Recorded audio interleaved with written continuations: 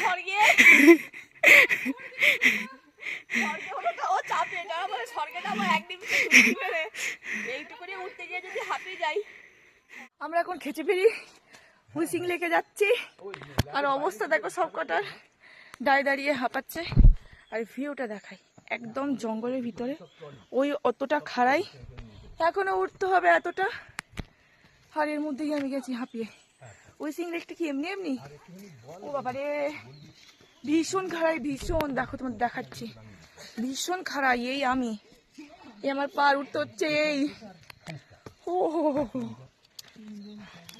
চলো এত কষ্ট করে যাচ্ছে দেখা যাক হুইস করে যাবো। আর একটার অবস্থা দেখো বসে বসে কি করছে আর পাচ্ছে না পাচ্ছে না। মারেটা কি এত খাড়াই ওঠার পরে পড়ে কি অর্ডিনারি রাস্তা? রাস্তাটা জাস্ট সি রাস্তা দেখো। চলো আমরা চলে এসেছি এতটা অনেকটা খাড়াই। ও বাপরে এক একটা পড় দেখেছো কত বড় বড়।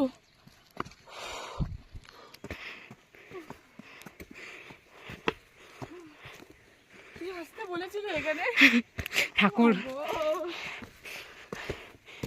এটা কি আরো আয় আরো আছে আরো খারাপ যায়। ও বাবা দিদি ভাই ঠিক আছে তো?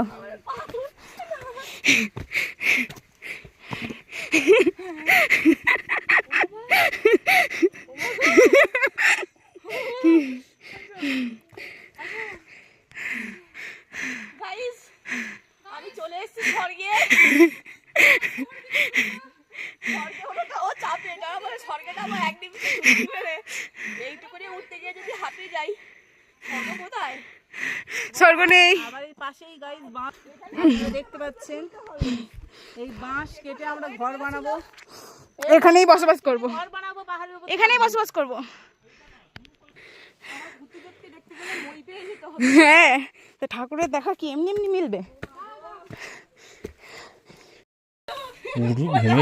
আস্তে আস্তে আস্তে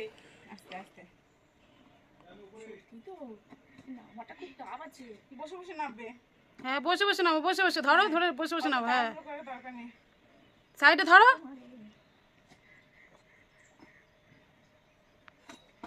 বসে বসে নাও একদম।